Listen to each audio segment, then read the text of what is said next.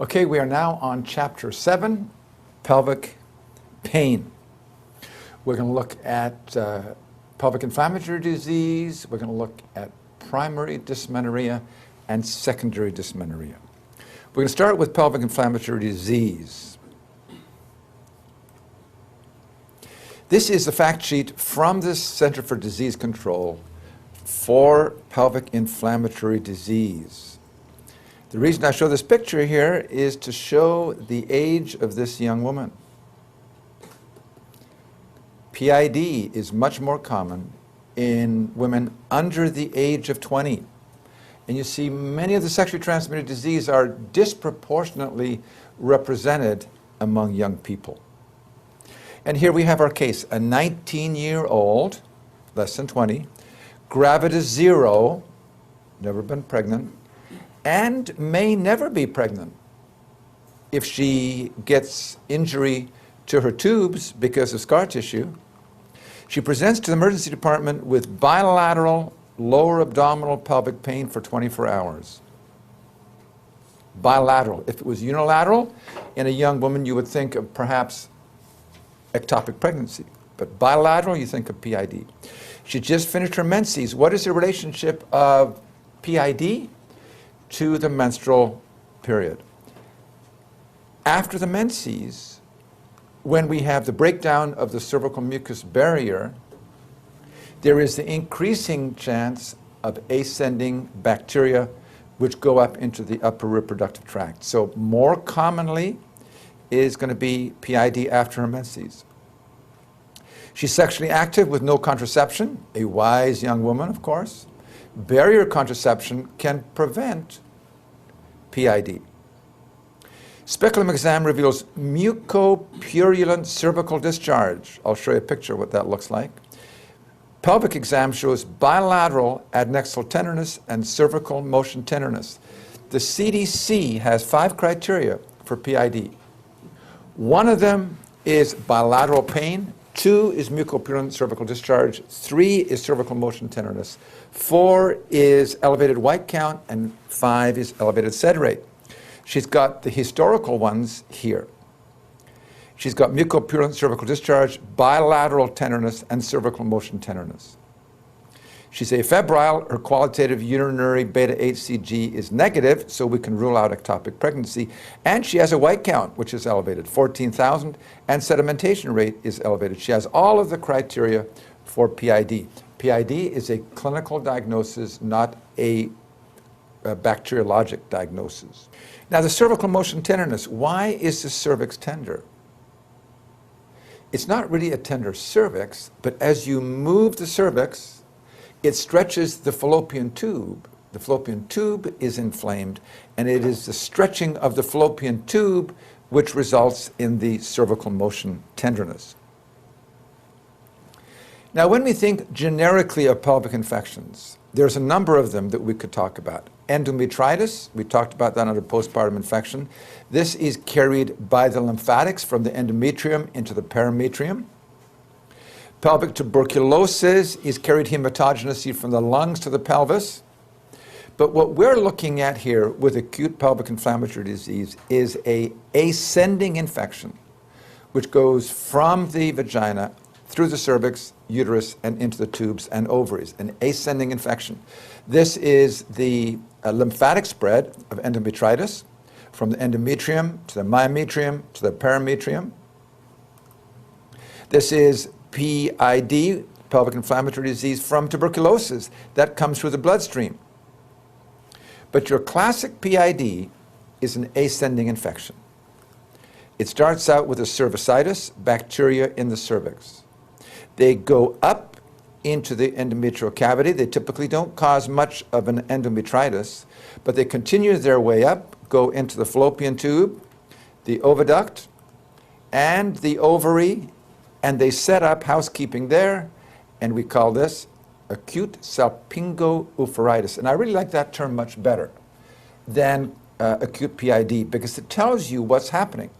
It is inflammation, infection of the tube, the salpinx, and the ovary, acute salpingo-oophoritis. Now, what's going to happen here? A number of things. If she isn't treated or inappropriately treated, and healing takes place anyway, but at the expense of scar tissue, she will have chronic PID. If it doesn't get better, if it gets worse, it can form into a TOA, which is tubo-ovarian abscess. And that is bad news. So cervicitis becomes acute salpingo-uveitis, and it can become either chronic PID or TOA. And even without the tenderness, a lot of PID is asymptomatic. And that's particularly true for chlamydia and can cause infertility and tubal adhesions. So we start out with a cervicitis, which becomes acute salpingo-uveitis. Hopefully we can treat this patient appropriately, and we can have healing of the pelvis without adhesions. But if it is inappropriately or untreated, we can have either a chronic PID or TOA. All right, let's work our way through this. We're going to look at acute PID. We're going to look at chronic PID. Acute PID, the 5 clinical criteria are bilateral pelvic tenderness, purulent cervix, tender cervix, elevated white count, elevated SED rate. Now, we're going to get cultures, which are usually DNA probes, amplification of gonorrhea and chlamydia. The diagnosis, however, does not rest upon cultures, but is a clinical diagnosis. Now we've made the diagnosis. Inpatient or outpatient treatment, we'll talk about that. Inpatient treatment is intravenous cephalosporin and doxycycline. Outpatient treatment is ofloxacin. That's the CDC recommendations. Chronic PID, you have tenderness in the under cervix, but you do not have the pus, the purulence. You have a normal white count and SED rate. Diagnosis, laparoscopy. Treatment is very challenging.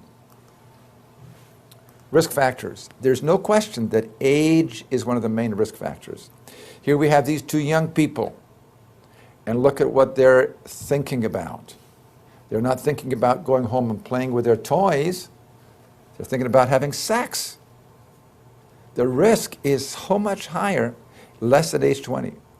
Multiple sexual partners. This is looking at U.S. gonorrhea rates by age. The red is 15 to 19 years of age. The blue is 20 to 24. And the white is 25 to 29. Corrected for sexual activity, you can see twice or more the risk with under 20.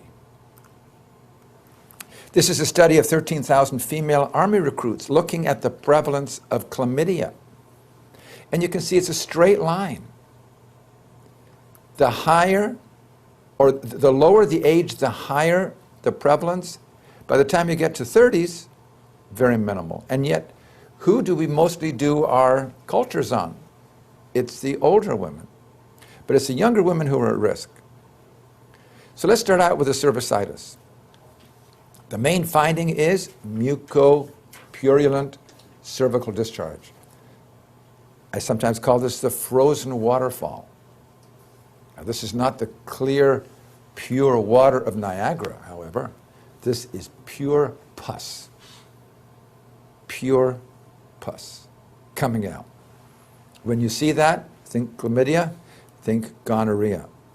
Mucopurulent cervical discharge. You can see what it looks like on a Q-tip swab here.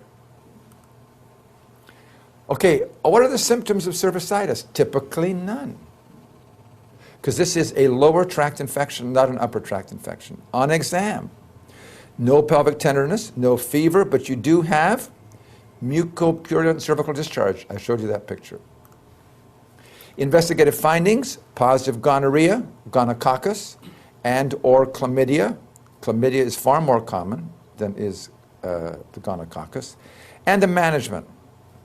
Azithromycin, a single oral dose for chlamydia, and cefixime, a single oral dose for gonorrhea. And what's nice about the single dose is you have high compliance. Cervicitis. Now we move to acute salpingo-uveitis. Here we have the ascending infection. It has gone from the lower tract now into the upper tract. Symptoms. And we talked about this. Bilateral pelvic pain. Unilateral, you think of ectopic. Bilateral, you think of acute PID or acute subpinguophoritis. On exam, mucopurulent cervical discharge, cervical motion tenderness, we talked about this, bilateral abdominal pelvic tenderness. And white count will be elevated, sed rate will be elevated because you have an active infection. Ultrasound typically is not helpful. Ultrasound works best if you have fluid tissue interfaces, if you have an enlargement of an organ. But what we have is an inflamed tube, but not really enlarged. Cultures eventually will come back as positive. In some Scandinavian countries, they'll do a laparoscopy to look for purulent, edematous, erythematous tubes. We don't do that here. It is a clinical diagnosis. Management. Outpatient, if certain diagnoses. If you're not sure what the diagnosis is, like could it be appendicitis, you bring the patient in. No evidence of systemic infection. That would be a high fever, peritoneal signs, guarding, rigidity. No pelvic masses, no pelvic abscess. Those would be outpatient criteria. And the CDC, the 2006 recommendation is ofloxacin, POBID, for 14 days. Or you could use the cephalosporin and the doxycycline.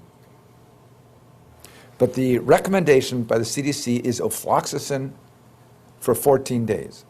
Now, if it is inpatient, the criteria are uncertain diagnosis, outpatient treatment failure, IUD in place, abscesses, pelvic masses, high fever, peritoneal signs, evidence of a systemic infection.